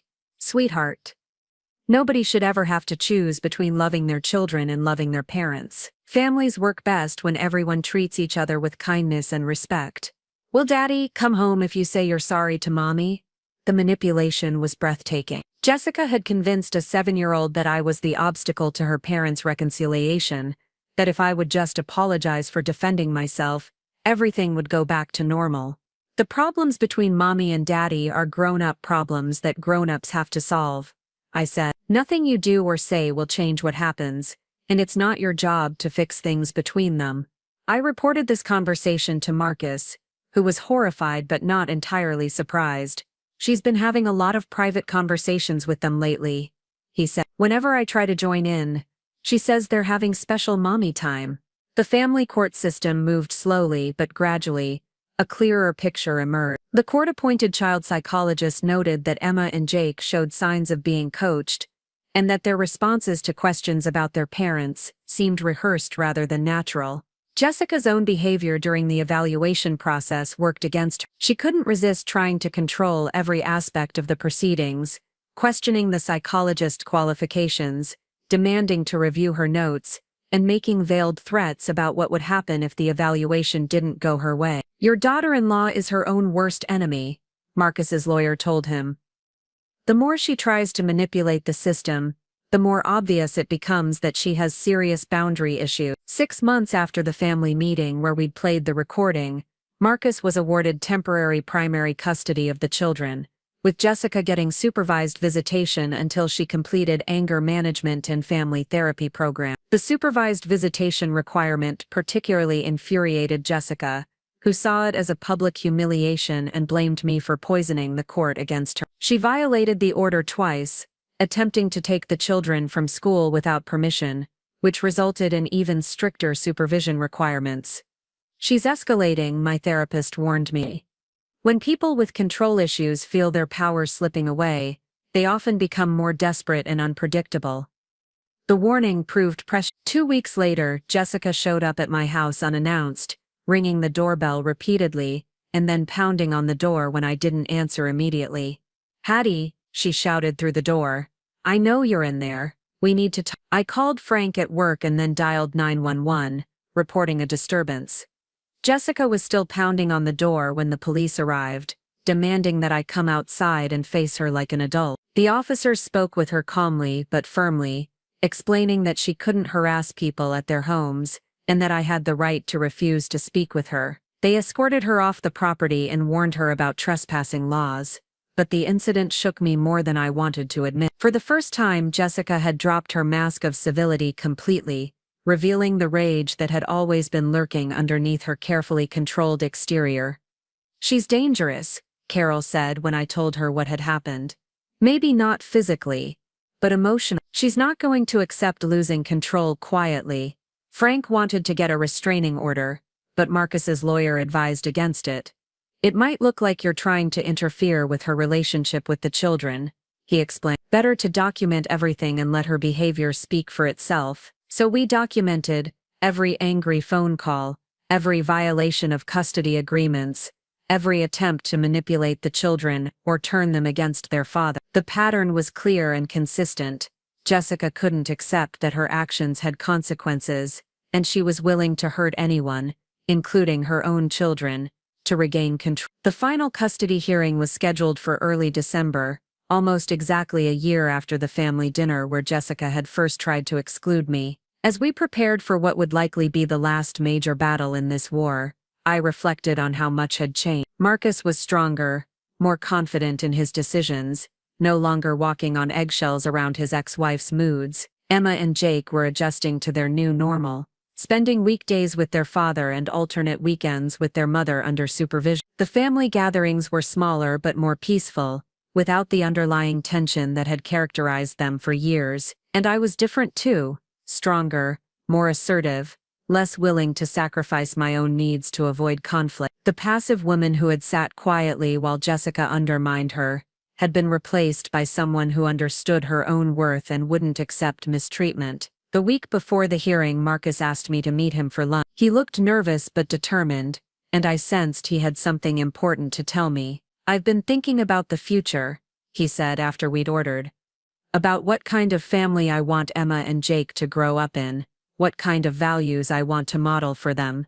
What conclusions have you reached? That I want them to see adults who treat each other with respect, who stand up for what's right, who protect the people they love. I want them to see their grandmother, valued and appreciated, for everything she's contributed to this family." I felt tears welling up in my eyes. "Mark, let me finish. I've decided to ask for full custody. Not just primary custody but full legal and physical custody with Jessica getting limited supervised visitation." I was stunned. "Are you sure? That's a big step." She's proven she can't put the children's needs ahead of her own anger. She's tried to use them as weapons. She's violated court orders. She's shown no genuine remorse for the damage she's caused. I can't keep exposing them to that kind of instability. What does your lawyer think?" "He thinks we have a strong case. The documentation we've gathered, the psychologist report, the pattern of escalating behavior, it all supports the argument that she's not capable of co-parenting effectively." I reached across the table and squeezed his hand. "Whatever happens, I'm proud of you for putting the children first. I learned that from you. You've always put family first, even when it cost you personally. I should have seen that years ago." The custody hearing was scheduled to last 2 days, but Jessica's behavior on the first day made the judge's decision much easier. She interrupted proceedings repeatedly, argued with her own lawyer, and at one point stood up to accuse me of brainwashing her husband and children. The judge warned her twice about courtroom decorum before finally holding her in contempt. By the end of the day, it was clear that Marcus would get everything he'd asked for. Jessica's final act of desperation came the next morning. She didn't show up for the second day of hearings, instead, sending her lawyer a letter withdrawing her custody petition and announcing her intention to move out of state. She's abandoning the children rather than accepting a supervised relationship with them, Marcus's lawyer explained. It's actually the best possible outcome for your family, but it's devastating for Emma and Jake, and it was devastating. Emma cried for weeks,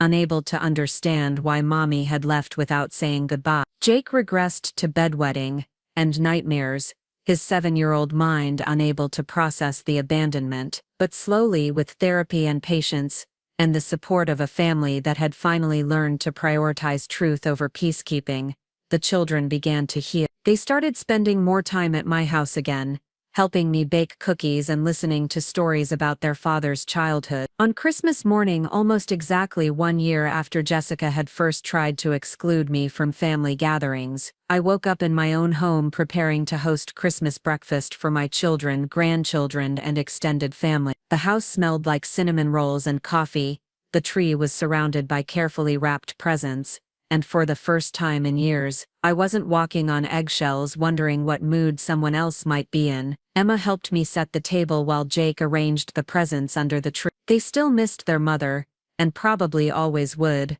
but they were learning what it felt like to live in a home where love wasn't conditional on perfect behavior. As the family gathered in my living room, opening presents, and sharing stories and laughing without the underlying tension that had poisoned so many previous celebrations, I thought about the woman who had tried to erase me from this picture. Jessica had taught me something valuable, though I doubted that was her intention. She'd shown me that some battles are worth fighting, that standing up for yourself isn't selfish, and that sometimes the people who claim to love you are the ones who hurt you most. But she'd also shown me how strong I really was, how much fight I had left in me when it mattered. She'd underestimated the quiet woman who cleaned house and made cookies and kept everyone's secrets. She'd assumed that years of accommodation meant weakness. She'd been wrong about that, just like she'd been wrong about everything else. And now, watching my family celebrate together in the home I'd fought to protect, I knew that sometimes the best revenge is simply refusing to disappear. Spring arrived early that year, and with it came a sense of renewal I hadn't experienced in decades. The dogwood trees in my backyard bloomed white and pink, the same trees Richard and I had planted when we first bought this house 35 years ago. Frank and I had finalized our divorce in February, an amicable process that surprised everyone who knew us. We'd discovered that fighting together against Jessica had reminded us why we'd fallen in love in the first place, but it had also made clear that we'd grown into different people who wanted different things from the years we had left. Frank moved into a downtown condo and started dating a woman named Margaret, who shared his passion for sailing. I kept the house and began the process of making it truly mine for the first time in my adult life. I painted the kitchen a warm yellow that Jessica had once criticized as too bold, replaced the formal dining room furniture with a cozy breakfast nook, and converted Richard's old study into an art studio where I could pursue the watercolor painting I'd abandoned decades ago.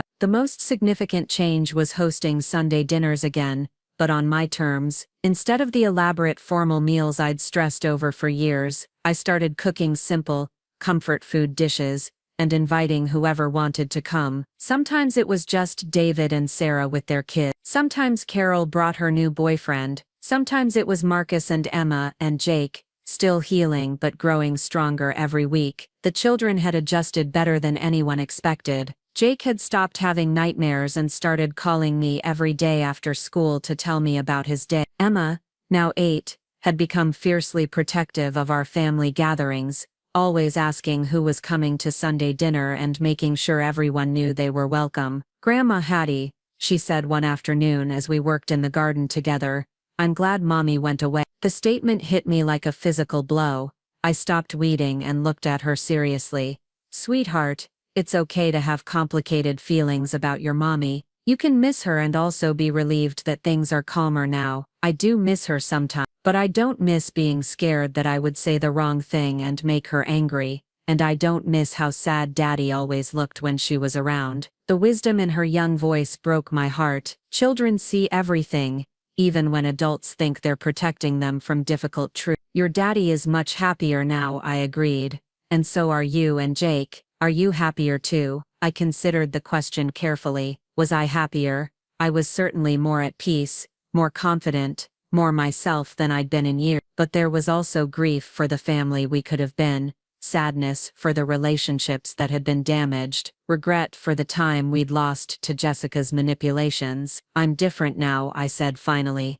Stronger, I think, and yes, in many ways happy. Emma nodded solemnly, as if this made perfect sense to her. Then she went back to planting marigolds with the focused determination that reminded me so much of Marcus at that age. Marcus had surprised everyone by not only surviving his divorce, but thriving in ways none of us had expected. He'd started therapy, joined a divorced dad's support group, and even began dating someone new, a kind woman named Lisa, who worked as a children's librarian, and treated Emma and Jake like they were the most interesting people she'd ever met. I keep waiting for the other shoe to drop, he confessed to me one evening as we watched the kids play in the backyard. For her to demand something from Lisa, to find fault with how she interacts with Emma and Jake, that's Jessica's pattern, not Lisa's, I reminded him. Not every woman wants to control and manipulate everyone around her. I know that intellectually, but it's hard to trust my judgment about people after being so wrong about Jessica. You weren't wrong about who Jessica could be. You were wrong about who she chose to be. There's a difference. The legal aftermath of the custody battle had been surprisingly clean. Jessica had moved to California and married a man she'd met online within 6 months of leaving Texas. She sent birthday cards to Emma and Jake twice a year, called them on major holidays, and otherwise seemed content to build a new life that didn't include the messy reality of actually parenting children. It's probably for the best, David said during one of our family dinners. The kids are too young to understand why she left, but they're old enough to remember that life became more peaceful after she was gone. I'd started seeing a different therapist, one who specialized in helping people rebuild their sense of self after psychological abuse. Dr. Tricia Santos was a no-nonsense woman in her 60s, who helped me understand that recovery wasn't just about moving on from what Jessica had done, but about rediscovering who I was underneath all the accommodating and peacekeeping I'd done for so many years. You spent decades making yourself smaller to avoid conflict, she explained during one of our sessions. Now you need to learn how to take up space again, how to have opinions and preferences without apologizing for them. It was harder than it sounded. I'd catch myself starting to say, I don't care, whatever you prefer when someone asked me what restaurant I wanted to try, or what movie I wanted to see. I had to consciously practice having preferences, and expressing them clearly. The first time I told Carol I didn't want to go to her book club's monthly wine tasting because I found the group pretentious and boring, she stared at me in shock. I've been inviting you to those events for 3 years, and you never said you didn't enjoy them. I was being polite, but Dr. Santos says I need to practice being honest about what I actually want, instead of just going along with what other people suggest. Carol laughed, the kind of surprised, delighted laugh that told me she approved of this new version of me. Good for you. Those women are pretentious and boring. I only go because my neighbor organizes them, and I feel obligated. We ended up starting our own book club, just the two of us, where we read whatever we wanted, and discussed books over coffee in my kitchen instead of wine in someone's formal living room.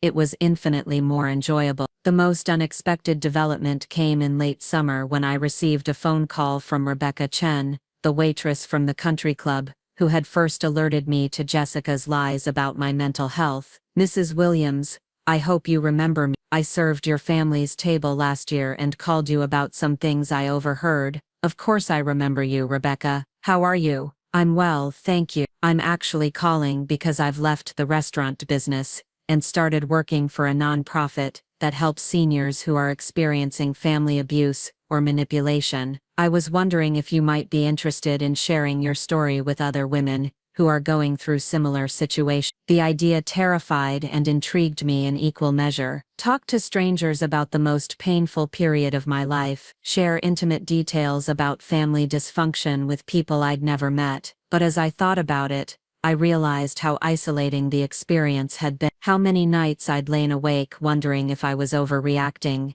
if Jessica's behavior was really as bad as it seemed, if I was the problem. How valuable it would have been to talk to someone who had been through something similar. What would that look like? We host monthly support groups for family members who've experienced psychological abuse or manipulation. Sometimes we have guest speakers who share their stories and the strategies they use to protect themselves. The meetings are confidential, and you'd only share what you're comfortable sharing. I agreed to think about it, and that night I called Dr. Santos to discuss the opportunity. It could be very healing for you, she said. Helping other people often helps us process our own experiences more fully, but you should only do it if you feel genuinely ready, not out of obligation. 2 weeks later, I found myself sitting in a community center conference room with 12 women ranging in age from their 40s to their 80s. Rebecca introduced me as someone who had successfully stood up to family manipulation and protected her relationships with her children and grandchildren. I told my story simply and honestly,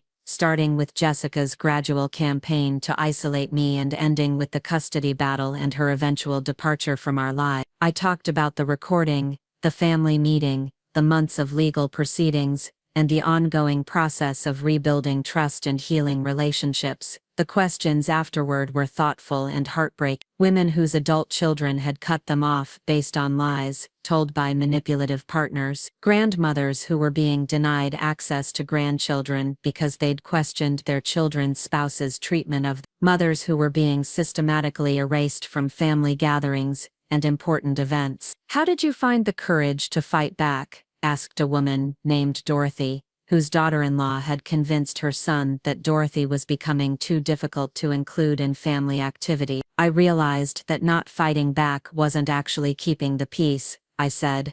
"It was just allowing someone else's dysfunction to destroy my family. Sometimes you have to be willing to cause a disruption in order to save what matters most. But what if I lose my relationship with my son completely? Then you'll know you did everything you could to preserve it with integrity and tact, and you'll also know that the relationship you thought you had wasn't real anymore." After the meeting, several women approached me with their own stories, their own struggles with family members who seemed determined to erase them from important relationships. I realized that Jessica's behavior hadn't been unique or even unusual. There were many people out there who saw families as territories to be conquered rather than communities to be nurtured. I started attending the support group regularly, sometimes as a participant, and sometimes as a guest speaker. Dr. Santos was right about the healing power of helping others. Each time I shared my story, I felt stronger, more confident in the choices I'd made, and the boundaries I'd established. The holidays that year were different from any I'd experienced before. Instead of the elaborate, stressful productions I'd organized for decades,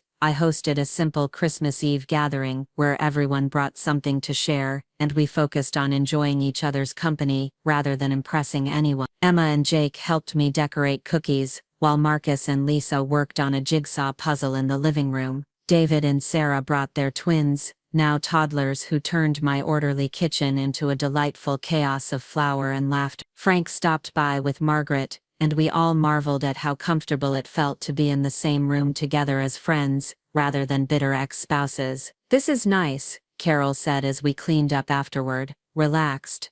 "It's what I should have been doing all along instead of trying to create perfect magazine-worthy celebrations that stressed everyone out. You were doing what you thought you were supposed to do, what society told you a good hostess and grandmother should do." As everyone prepared to leave, Emma pulled me aside with a small wrapped package. "I made this for you," she said, her face serious with the importance of the moment. Inside was a framed drawing of our family, stick figures holding hands in front of a house that looked remarkably like mine. Everyone was labeled in her careful 8-year-old handwriting: Daddy, Jake, Emma, Uncle David, Aunt Sarah, and in the center, larger than the others, Grandma Hattie. "This is beautiful, sweetheart. I'm going to hang it in my kitchen. I drew you in the middle because you're the one who keeps everyone together," she explained. "Even when some people try to pull us apart." I hugged her tightly, marveling at the resilience of children and their ability to understand complex emotional dynamics, even when adults try to shield them from difficulty. After everyone left, I sat in my living room with a cup of tea, looking at Emma's drawing, and reflecting on the year that had changed everything. 12 months ago, I'd been a woman who accepted mistreatment in the name of keeping peace, who diminished herself to avoid conflict, who allowed someone else's dysfunction to dictate the terms of her most important relationship. Now I was someone who set boundaries, who spoke up when something felt wrong, who prioritized truth over comfort. I was someone who understood that love didn't require accepting abuse, that family meant protecting each other rather than enabling each other's worst impulse. The phone rang, interrupting my thoughts. It was Marcus, calling from his car as he drove home. "I just wanted to thank you for tonight, Mom, for everything, really. I know this year has been difficult for all of us, but I think we're all better for having gone through it. Even the children, especially the children, they're learning what healthy relationships look like, what it means to be part of a family that actually supports each other." Emma told me tonight that she feels safer now, that she doesn't have to worry about making people angry just by being herself. After we hung up, I thought about safety and what it meant in the context of family relationships. For too many years, none of us had been truly safe in our own family. We'd all been walking on eggshells, monitoring our words and actions, to avoid triggering Jessica's anger or manipulation. Now, for the first time in years, we could all be ourselves without fear of punishment or retaliation. We could disagree with each other without worrying about being cut off from important relationships. We could express our needs and preferences without having them twisted into evidence of our selfishness or dysfunction. A year later, I received an unexpected letter. It was from Jessica, postmarked from San Diego, written on expensive stationery in her familiar, precise handwriting. "Dear Hattie," she wrote, "I've been in therapy for the past year, and my counselor suggested I write letters to people I've hurt as part of my healing process. I want you to know that I understand now that my behavior toward you was wrong and harmful. I was threatened by your relationship with Marcus and the children, and instead of dealing with my insecurities in a healthy way, I tried to eliminate the source of my discomfort by pushing you out of the family. I know my apology doesn't undo the damage I caused, but I want you to know that I recognize what I did, and I'm working to become a better person. I hope you and the family are well." I read the letter twice, then showed it to Dr. Santos during my next appointment. "How does receiving this make you feel?" she asked. "Validated, I suppose. It's good to have her acknowledge what she did, but also suspicious. It feels too neat, too convenient, like she's checking a box on her recovery to-do list rather than genuinely grappling with the harm she caused. What would genuine accountability look like to you? I thought about it for a long time. Genuine accountability would mean understanding that the harm she caused to Emma and Jake can't be fixed with a letter. It would mean accepting that she forfeited her right to be part of our lives when she chose to use the children as weapons in her campaign against me. And if she asked to reconnect with the family, then I would say that forgiveness doesn't require giving someone another opportunity to hurt you. I can forgive Jessica for my own peace of mind without trusting her with access to my family again. I never responded to Jessica's letter, and I didn't share it with Marcus or the children. Some doors, once closed, should stay closed for everyone's safety and well-being. Instead, I focused on the life I was building, the relationships I was nurturing, the woman I was becoming. I continued with therapy,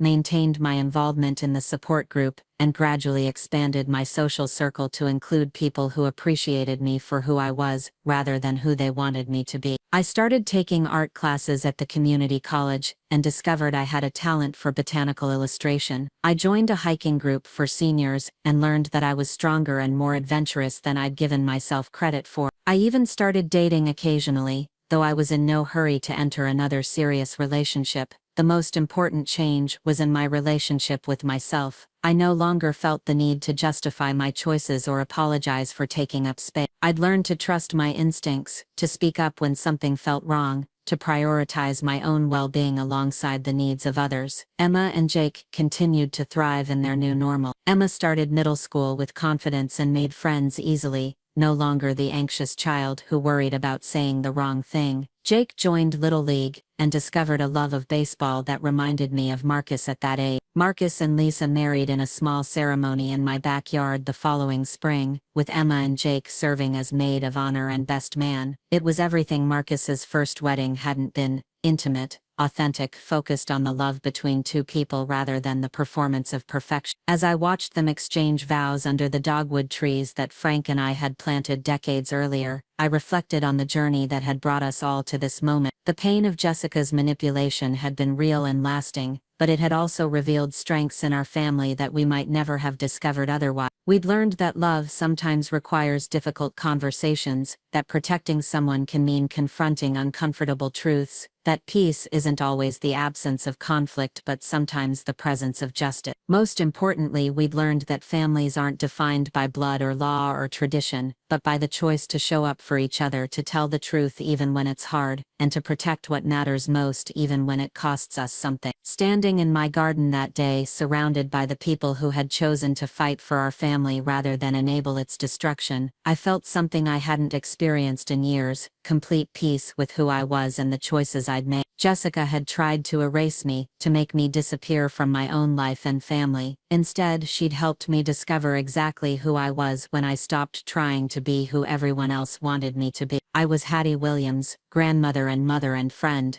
a woman who had learned that sometimes the most loving thing you can do is refuse to accept the unacceptable. A woman who had discovered that you're never too old to stand up for yourself, never too set in your ways to grow and change, never too invested in keeping peace to fight for what's right. And that, I thought as I watched my family celebrate love and new beginnings in the home I'd fought to protect, was exactly who I wanted to be. Up next, you've got 2 more standout stories right on your screen. If this one hit the mark, you won't want to pass these up. Just click and check them out.